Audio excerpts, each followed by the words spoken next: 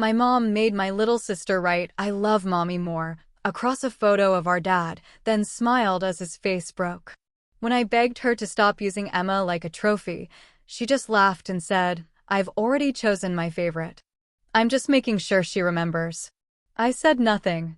That was 5 months ago.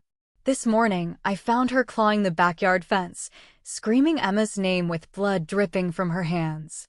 My little sister's innocent words shattered our family, unleashing a storm of chaos and danger that nearly cost Emma everything.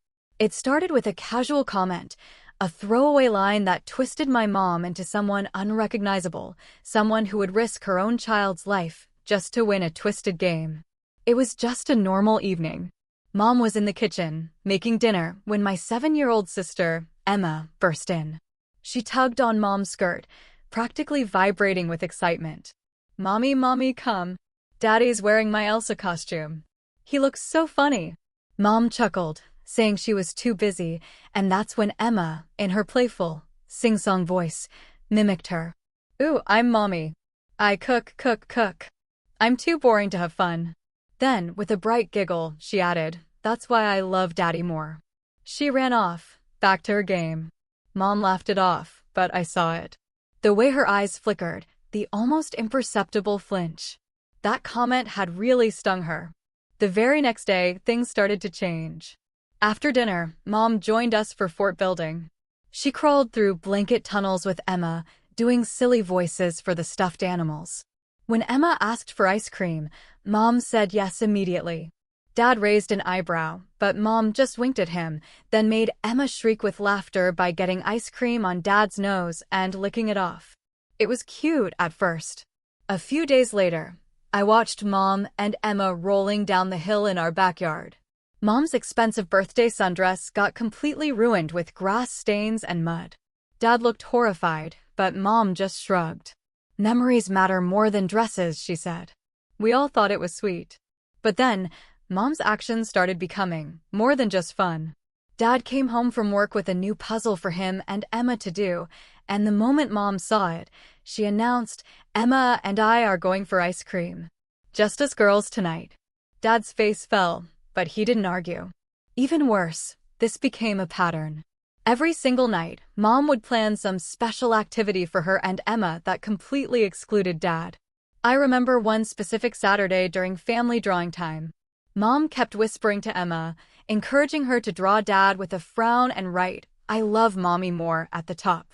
Dad saw the picture and his shoulders slumped. Mom just beamed like she'd won something. A few days later, Mom got finger paint and started painting directly on our living room walls with Emma. When Dad tried to stop them, Mom grabbed Emma's hand, and they ran outside giggling. Dad and I spent 3 hours scrubbing the walls clean. 2 days after that, I was looking for Christmas decorations in the attic when I caught Mom lifting Emma through the opening onto the roof. The roof. It had no safety rails and slanted sharply. I screamed at her to stop, and she just rolled her eyes. "We're just having fun. You're as boring as your father." Then came the car incident. It happened on a Tuesday. Dad and I had left Emma and Mom in the car while we ran into the store to grab snacks. But when we came out, what we saw made our jaws drop. Emma, my 7-year-old sister, was behind the wheel of Mom's SUV. Mom was in the passenger seat, urging her, "Press harder on the pedal, sweetie." Emma pressed too hard and crashed straight into a parked vehicle. The owner came rushing out minutes later. Dad immediately took the blame, handing over his insurance information, plus $500 in cash. All while Mom was telling Emma she did great. That night, I went to check on Emma. She was curled up in her princess bed, and when I sat down, she whispered, "Mommy is starting to scare me." Dad and I staged an intervention the next morning. We set Mom down and explained she was frightening Emma with these dangerous activities. Mom's face went red. "You're ganging up on the fun parent. Emma loves me more now." We tried to reason with her, but she just stormed out. The next day, Dad discovered Mom had drained their entire savings account. $4,000 gone. He found the receipt. She'd bought a massive, commercial-grade bouncy castle for the backyard. "Emma will love this," she said when confronted. I came home from school a few days later to find Emma in the backyard holding Dad's axe. Blood was running down her leg from a gash. Mom stood nearby, clapping. "Come on, sweetie. This is fun. Don't mind the cut. Tough girls don't cry." Emma looked like she was about to sob. I grabbed the axe, and Dad carried Emma inside to bandage her leg. Mom followed us, yelling about how we were ruining everything. That night, we sat Mom down and told her very bluntly, she either stops or Dad and I are leaving. She scoffed at first, but when she realized we were serious, she agreed to let up. Well, that lasted for an entire 2 days. That's when we got the call. Directly from Mom. She was sobbing so hard we could barely understand her. "I messed up. I messed up real bad. Come to the hospital now." We broke every speed limit getting there and found Mom in the ER waiting room. Her clothes were soaked and she was shaking. Through hysterical sobs, she explained what happened. She'd taken Emma to the old quarry for swimming fun. She kept encouraging Emma to jump into the water from higher and higher rocks. Emma was scared, and after jumping from 20 feet and twisting her ankle, she told Mom she didn't want to jump anymore. Mom cried, saying she had a bad gut feeling and knew she should have stopped, but she wanted to be the fun mom so bad. She practically bullied Emma into jumping from the 30-foot rock. The rock there was salty and slippery. Emma misplaced her leg while taking the leap. She hit the shallow water wrong. Mom said there was a huge crack and Emma wasn't waking up. She was alive when she brought her in, but doctors said they couldn't promise anything.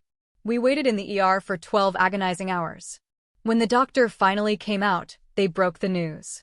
Emma's spinal cord was almost fully severed at L2. She might never walk again. It was the first time I had seen Dad cry in my life. They let us see Emma briefly after another hour. She was sedated but awake. When she saw us, her eyes shifted to Mom. "You scare me, Mommy. Get away from me." The hospital security guard approached us and asked Mom to step outside. She started protesting, but Dad grabbed her arm firmly and walked her to the hallway. I stayed with Emma, holding her small hand while machines beeped around us. Her eyes kept darting to the door, making sure Mom wasn't coming back. Through the window, I watched Dad's face turn from grief to something harder. His jaw clenched as Mom gestured wildly, clearly trying to explain herself. She kept pointing back toward Emma's room, but Dad blocked her path each time she tried to return. The doctor came back with a clipboard and started explaining Emma's condition to me, since I was the only family member present.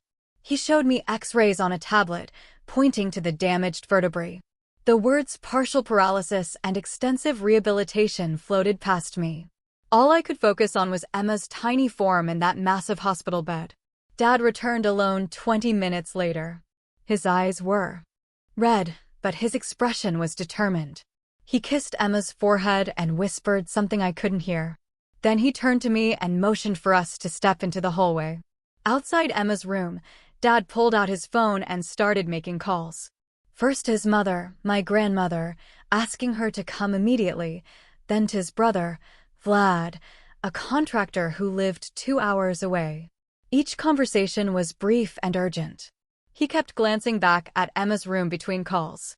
Mom appeared at the end of the hallway, trying to approach again. A nurse intercepted her, and I heard raised voices. Dad didn't even look up from his phone. He was scrolling through something, his face growing darker with each swipe. Later that evening, Grandma arrived with an overnight bag. She hugged us both tightly, then went straight to Emma's bedside. Emma's face relaxed slightly when she saw her. Grandma had always been her safe person, the one who read her bedtime stories and made her favorite cookies. Dad pulled me aside while Grandma sat with Emma. He showed me his phone screen. Mom had already posted on social media about the tragic accident, with crying emojis and requests for prayers. The comments were full of sympathy and support. Nobody knew the truth about how it happened. The next morning, Emma was awake and more alert. Physical therapists came to evaluate her. They moved her legs gently, testing for sensation. Emma winced, but couldn't feel anything below her knees. The therapist made notes on her chart while explaining the long road ahead. Mom tried to visit again during shift change.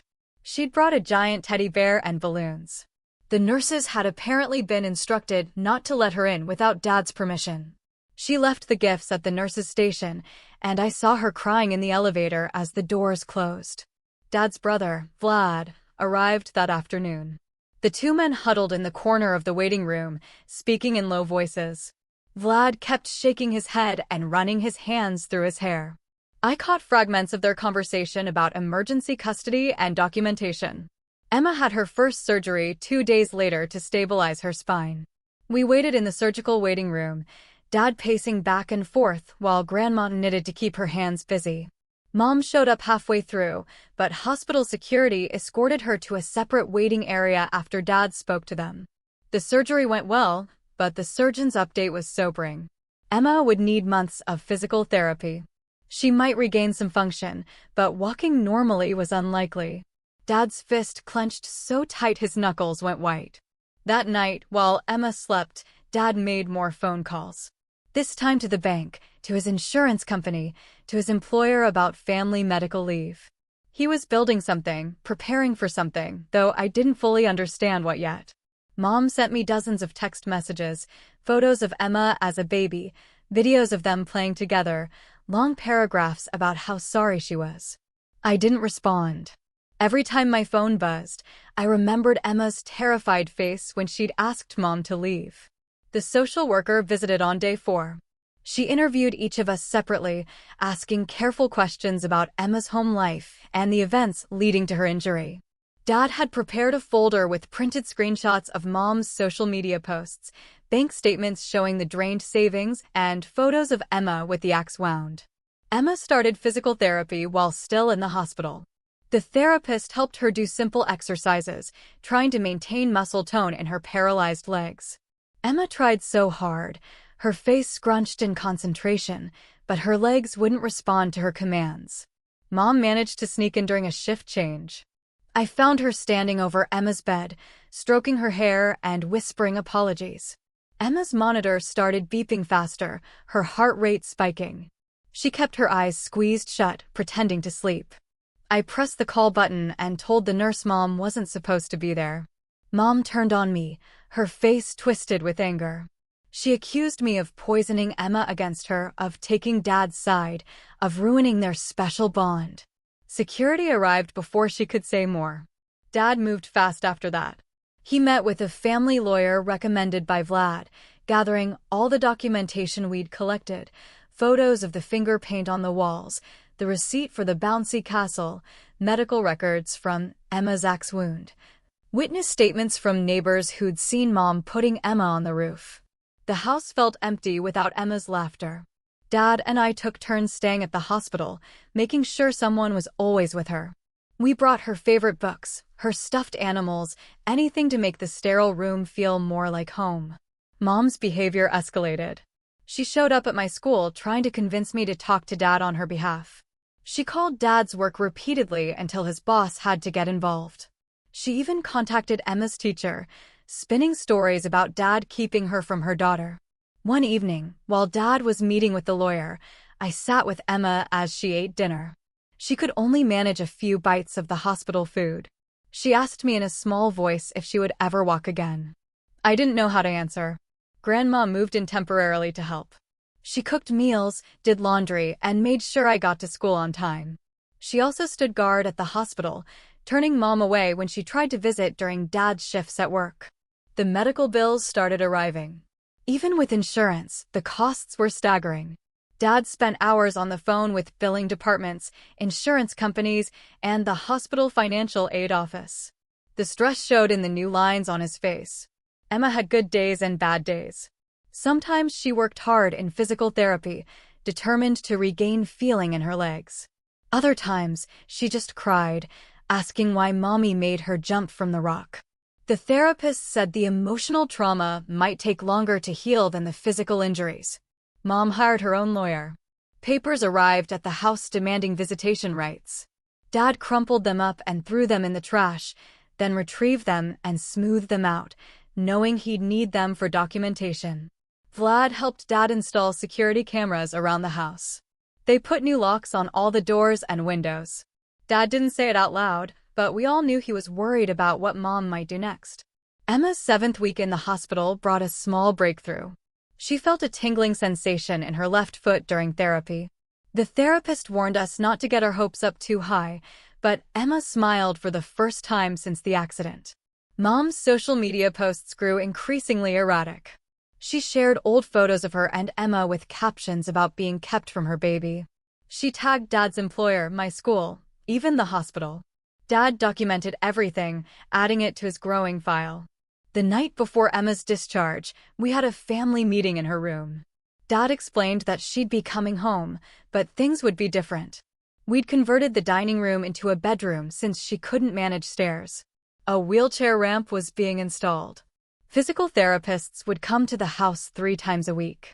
Emma listened quietly, then asked if Mommy would be there. Dad knelt beside her bed and promised he would keep her safe. She nodded, trusting him completely, though I saw fear flicker in her eyes. As we prepared to take Emma home, I thought about how much had changed in just 2 months. Our family was broken, maybe beyond repair, but Emma was alive, and that's what mattered. The real battle was just beginning. The wheelchair ramp installation crew arrived at dawn. I watched from the window as they measured and cut lumber, the sound of power tools drowning out the morning birds.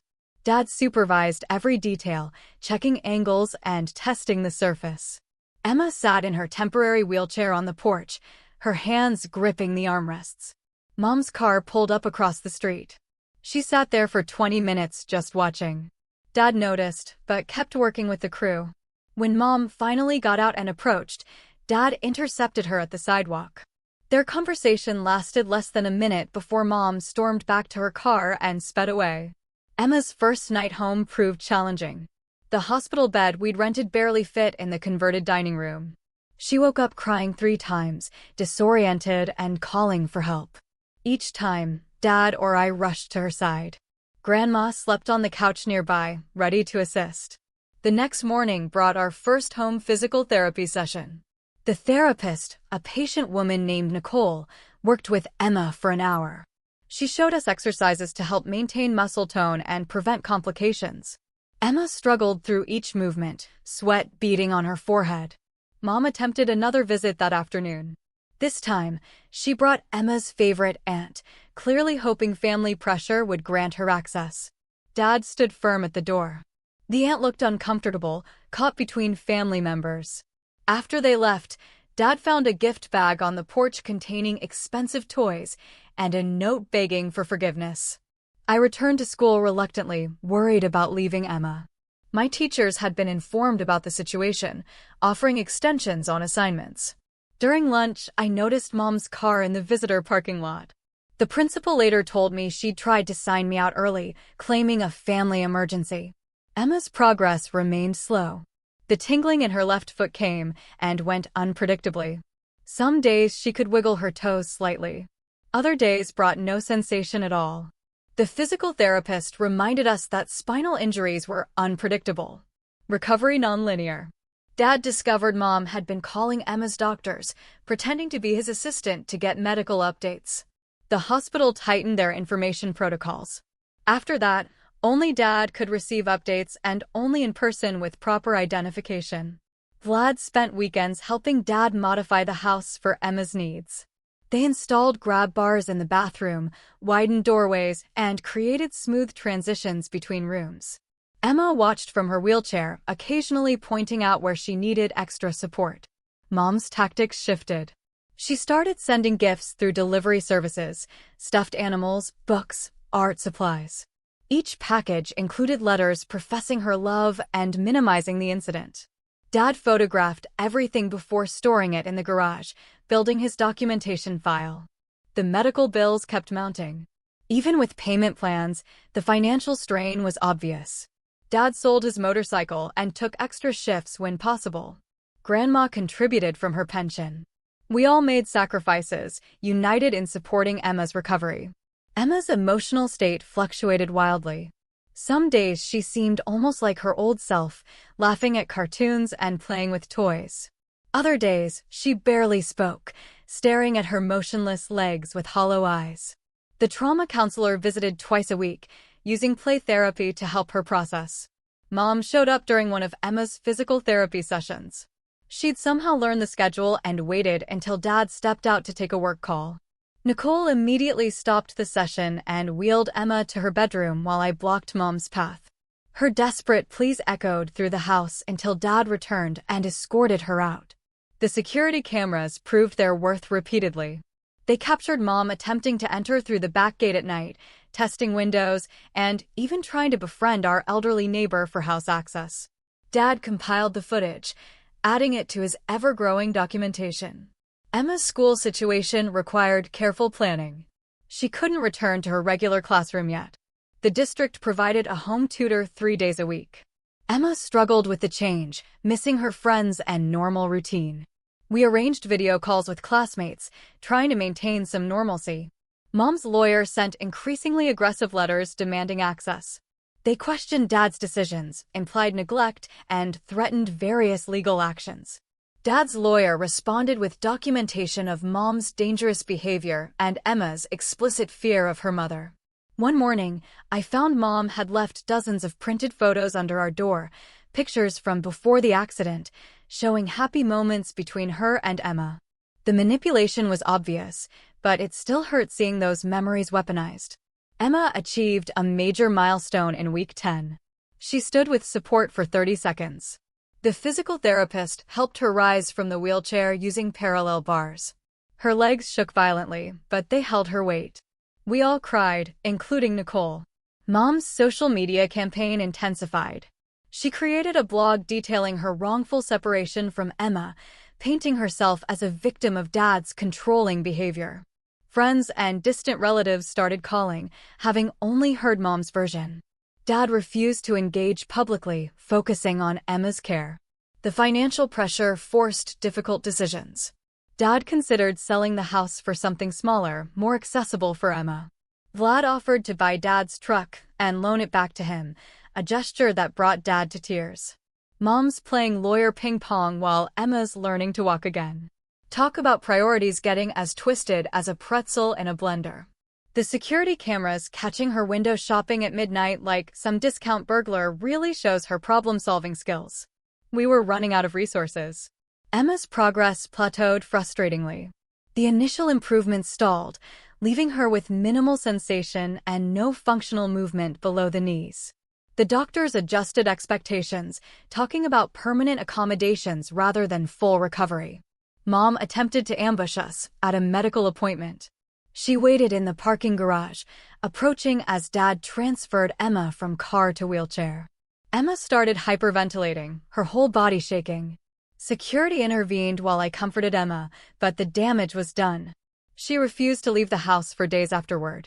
Grandma's health began declining from the stress. She developed high blood pressure and needed her own medical appointments. The role reversal was hard. She'd come to help us, but now needed care herself. Dad hired a part-time aide, another expense we couldn't afford. Emma's birthday approached, her first since the accident. She asked for a small celebration, just family. When she specifically said, "No, Mommy," it broke my heart. We planned a quiet party with her favorite cake and a few presents we'd scraped together.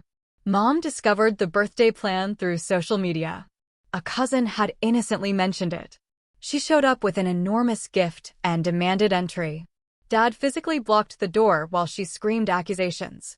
Emma heard everything from her room, sobbing into her pillow. The incident prompted Dad to seek a restraining order. The lawyer said we had enough documentation, but the process would take time. Meanwhile, Mom's harassment continued through every available channel. Emma started having nightmares about water. She'd wake up gasping, feeling like she was drowning. The trauma counselor increased sessions, but progress was slow. Emma refused to take baths, only allowing quick showers while gripping safety bars. Mom recruited flying monkeys, friends, and relatives who believed her version of events. They called constantly, sent messages, and even showed up at our door. Each interaction drained our energy, time we needed for Emma's care. Vlad discovered Mom had been spreading rumors at Dad's workplace, claiming he was abusive and controlling. Dad's boss, fortunately, knew the truth and supported him. But the whispers and stares from coworkers added another layer of stress. Emma's small improvements became our lifeline. She learned to transfer herself from bed to wheelchair with minimal help.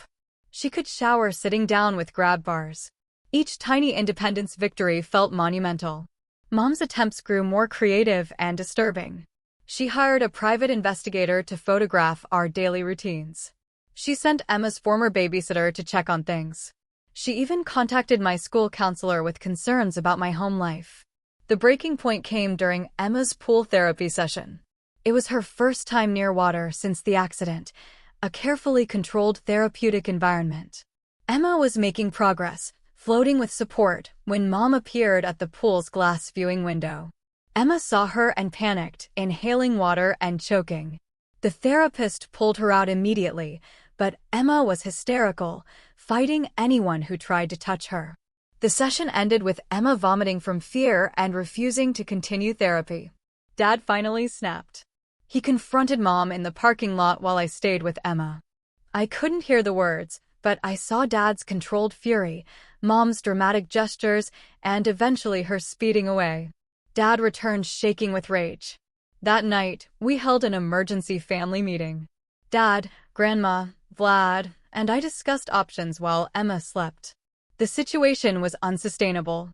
Mom's escalating behavior was undoing Emma's progress. We needed a permanent solution.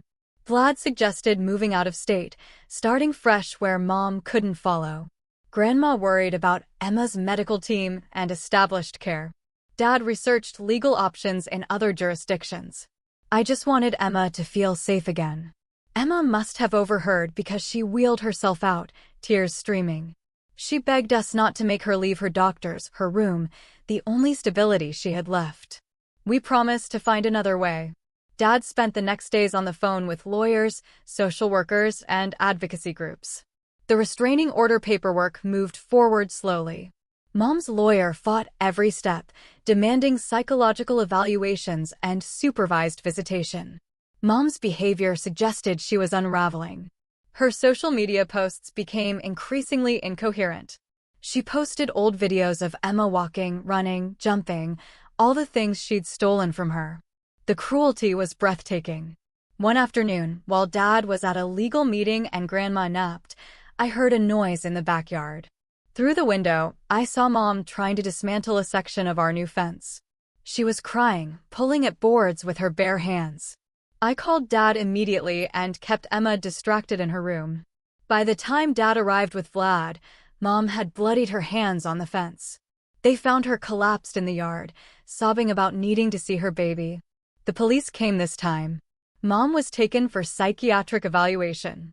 Dad struggled with conflicting emotions, anger at what she'd done to Emma, but sadness at her obvious mental deterioration. We all felt the weight of how wrong everything had gone. Emma sensed the shift in the house that evening. She asked if Mommy was sick, if that's why she did bad things. We tried to explain mental health in terms a 7-year-old could understand while validating her fear and anger. The psychiatric hold lasted 72 hours. During that time, we experienced something we'd almost forgotten: peace. Emma relaxed slightly, participated more in therapy, even smiled during a video call with school friends. When Mom was released, she had been prescribed medication and mandatory therapy. Her lawyer contacted Dad about a proposed agreement. Mom would stay away if Dad dropped the restraining order pursuit. Dad refused, knowing we needed legal protection. Emma's recovery took a positive turn during Mom's absence. She regained more sensation in her left foot and could move her toes deliberately. The physical therapist was cautiously optimistic about potential partial mobility with intensive therapy. We used the calm period to establish better routines. Emma started online school sessions, connecting with her teacher and classmates regularly. She joined a virtual support group for children with spinal injuries. Slowly, she was building a new normal. Mom's return to harassment was swift but different. The medication seemed to dull her intensity, but not her determination. She sent letters through her lawyer proposing various compromises, supervised visits, phone calls, even just sending letters to Emma. Dad consulted Emma's trauma counselor about the proposals. The counselor was clear: Emma wasn't ready for any contact. The fear was still too fresh. The trauma too recent. Forcing interaction could cause serious setbacks. We focused on small victories. Emma learned to cook simple meals from her wheelchair. She started drawing again, though her pictures were notably darker than before. She even laughed at Dad's terrible jokes occasionally. The restraining order hearing approached.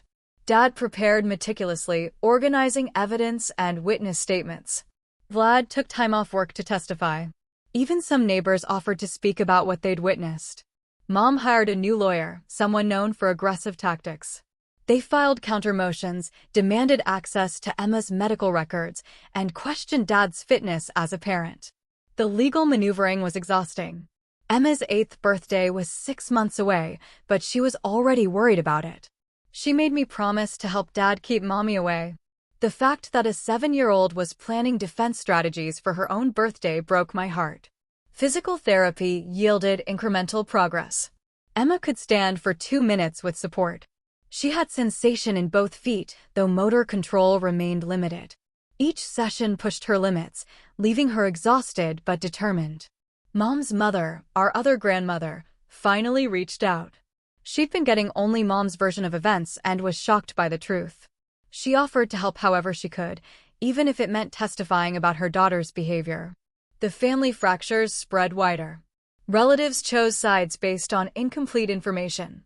Holiday planning became a minefield. Emma asked why some cousins didn't visit anymore. Another loss in her changed world. Dad's employer offered permanent remote work to help with Emma's care. The flexibility was crucial for appointments and therapy sessions. His coworkers organized meal deliveries and gift cards, small kindnesses that meant everything.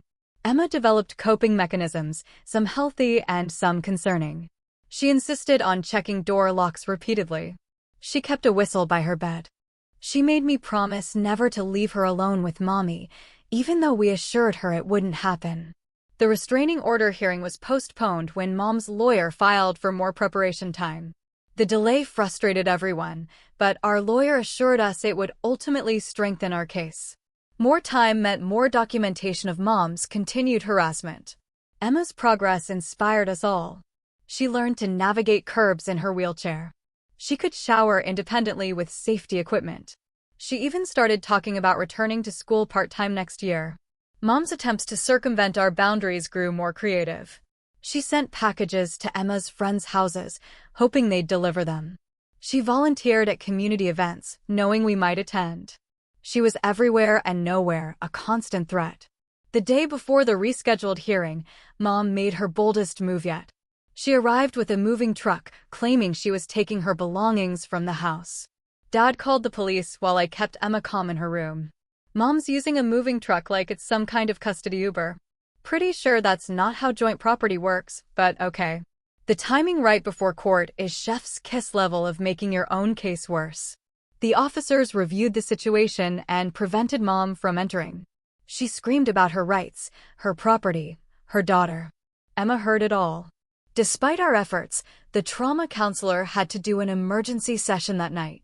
As we prepared for the hearing, I reflected on our new reality. Emma was stronger than any 7-year-old should have to be. Dad had aged years and months. Grandma's health remained fragile. We were surviving, but at such a cost. The hearing would determine our immediate future, but the long term remained uncertain. Emma might never walk normally again. Mom's mental health seemed to be deteriorating. Our family was forever changed by one person's desperate need to be the fun parent. But we had each other. We had small victories and growing hope. Emma was alive, getting stronger, learning to navigate her new reality. The battle wasn't over, but we were still fighting. The hearing morning arrived with unexpected complications. Mom's new lawyer filed an emergency motion claiming Dad had hidden assets. The judge postponed proceedings to review financial documents. Dad's hands shook as he gathered bank statements, tax returns, and receipts showing every penny spent on Emma's care. During the delay, Mom attempted contact through Emma's physical therapist. She'd called the therapy center pretending to be updating insurance information, then broke down crying about missing her daughter. Nicole professionally declined to relay messages, but warned us about the breach. Emma's anxiety spiked with the hearing postponement. She barely slept, constantly checking that her bedroom door was locked. I found her practicing wheelchair maneuvers at 3 a.m., preparing escape routes in case Mom somehow got inside. The trauma counselor added emergency sessions. 2 days before the rescheduled hearing, Vlad discovered Mom had been photographing our house from various angles. The neighbor's security camera caught her measuring distances from the street to Emma's window. Dad immediately moved Emma's bed away from all windows and installed blackout curtains. The financial review revealed Mom had opened credit cards in Dad's name, maxing them out on cash advances. $23,000 in debt we didn't know existed. Dad's lawyer scrambled to add fraud documentation to our case, while Dad spent hours on the phone with credit agencies. Emma's physical therapy suffered. She couldn't focus on exercises, constantly watching the door. Her progress reversed. The 2-minute standing record dropped to 30 seconds. Nicole suggested postponing sessions until after the legal situation stabilized, but Emma insisted on continuing. Mom's mother visited unexpectedly, bringing disturbing news. She'd found journals at Mom's apartment detailing elaborate plans to rescue Emma. The entries included researched wheelchair-accessible routes to the Canadian border and lists of medications that could sedate a child. Grandma turned everything over to Dad's lawyer. The night before the hearing, none of us slept. Emma had panic attacks every few hours. Dad paced the house checking locks and cameras.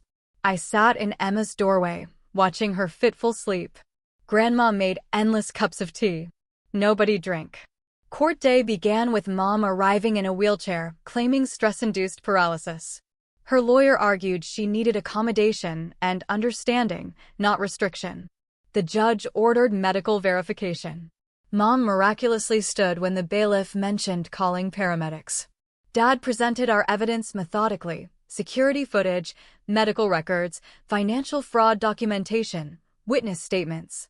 The judge's expression grew increasingly grim as the pattern emerged. Mom's lawyer tried interrupting repeatedly but was shut down. Emma's testimony came via video link from a secure room. She spoke clearly about her fear, the nightmares, the accident. When asked if she wanted to see Mom, Emma's whole body trembled as she shook her head. The judge noted her obvious distress. Mom's testimony unraveled quickly. She contradicted herself about the quarry incident, claimed the roof access was safe, insisted the axe wound was exaggerated. When shown photos of Emma's injuries, she blamed Dad for not supervising better. Her lawyer visibly winced. The judge called a recess after Mom's outburst about being the victim. During the break, Mom cornered me in the hallway bathroom. She grabbed my shoulders, begging me to tell the judge Emma needed her mother. Security removed her when I screamed. Vlad testified about Mom's attempts to access the house, showing footage from cameras she didn't know existed. The judge watched Mom testing windows at 2 a.m., trying to pick locks, even attempting to bribe the mailman for a key. Each video strengthened our case. Nicole provided professional testimony about Emma's regression during Mom's contact attempts. She explained how Emma's physical progress directly correlated with feeling safe. The medical evidence was clear: Mom's presence actively harmed Emma's recovery. Mom's final witness, a friend who'd only heard her version, crumbled under cross-examination. She admitted she'd never actually seen Mom with Emma post-accident, had only heard Mom's stories. She left the stand looking shaken, realizing she'd been manipulated. The judge's decision came swiftly: permanent restraining order, no contact until Emma turned 18. Mom screamed about her rights, her love, her baby. The bailiffs moved closer as she advanced toward Dad. Her lawyer physically held her back. Outside the courthouse, Mom made one last attempt. She broke free from her lawyer and ran toward Dad's car where Emma waited. I threw myself between them while Dad started the engine. Mom pounded on my back, screaming Emma's name until police intervened. The drive home was silent, except for Emma's quiet sobs. She'd heard everything through the car windows. Dad reached back to hold her hand while I rubbed her shoulders. Grandma waited on the porch, her face asking questions we'd answer later. That night, Emma slept peacefully for the first time in months. No checking locks, no nightmares, no panic. Dad sat outside her door anyway, finally allowing himself to cry. The battle was won, but the cost was staggering. Mom's harassment didn't end immediately. She sent letters through various relatives, created fake social media accounts, even hired a plane to fly a banner over our house. Each violation was documented and reported. Her own lawyer eventually dropped her as a client. Emma's recovery accelerated without the constant fear. She stood for 5 minutes within a week. Her toes responded more consistently. Nicole cried happy tears when Emma took a supported step using parallel bars. Hope crept back into our lives. The financial aftermath took months to resolve. Dad fought every fraudulent charge while managing Emma's medical expenses. Vlad organized a fundraiser that helped cover therapy costs. The community support overwhelmed us. People who'd watched Mom's descent wanted to help. Emma's emotional healing progressed slowly.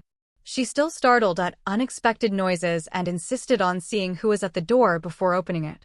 But she smiled more, laughed at movies, even asked about returning to school for art class. 6 months after the hearing, Mom was arrested for violating the restraining order. She'd been caught on school property during Emma's virtual graduation ceremony. The criminal charges finally stopped her attempts. Prison became her new reality. Emma learned to walk with forearm crutches, defying the initial prognosis. Each step required enormous effort, but she persisted. The day she walked across her bedroom unassisted, we all sobbed. She'd never run or jump again, but she could walk. Dad slowly rebuilt our financial stability. He took a promotion, requiring more hours, but allowing remote work. The balance wasn't perfect, but Emma never lacked care or support. We learned to function as a smaller, stronger family unit. Emma's 9th birthday arrived peacefully. She requested a pool party, facing her water fear directly. With her crutches set aside, she floated with friends, laughing. The joy on her face erased months of pain. She was healing. Truly healing. Mom's letters from prison went unanswered. Emma made that choice independently, asking Dad to return them unopened. She focused on moving forward, not dwelling on the past. Her strength amazed everyone who knew our story. The house modifications became permanent fixtures. What started as emergency adaptations evolved into Emma's personalized space. She decorated her room with artwork created during recovery, each piece showing her journey from darkness to hope. Emma returned to school part-time using a combination of wheelchair and crutches. Her classmates welcomed her warmly. She joined the art club and student newspaper, finding new ways to express herself. Normal felt different, but possible. 2 years post-accident, Emma competed in an adaptive sports event. Watching her race in her wheelchair, determination etched on her face, I saw the fighter she'd become. She didn't win, but her smile crossing the finish line was victorious. Dad found love again with a physical therapist from the hospital. She understood our family's scars and brought patience and warmth. Emma approved after careful observation, even asking if she could be in the wedding. Healing happened in unexpected ways. Mom's release date loomed eventually, but we were ready. Legal protections remained in place. Emma, now 12, felt secure in her identity beyond the trauma. She knew Mom might try returning, but also knew we'd protect her. Our family looked different than before, smaller, scarred, but unbreakable. Emma walked with crutches, but stood tall. Dad carried stress lines, but smiled freely. Grandma moved slower, but remained our foundation. I grew up faster than planned, but found purpose in protecting my sister.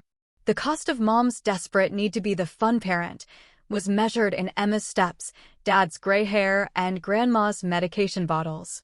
But we survived. More than that, we learned to thrive within our new reality. Emma's laughter returned. Different, but genuine. That victory mattered most.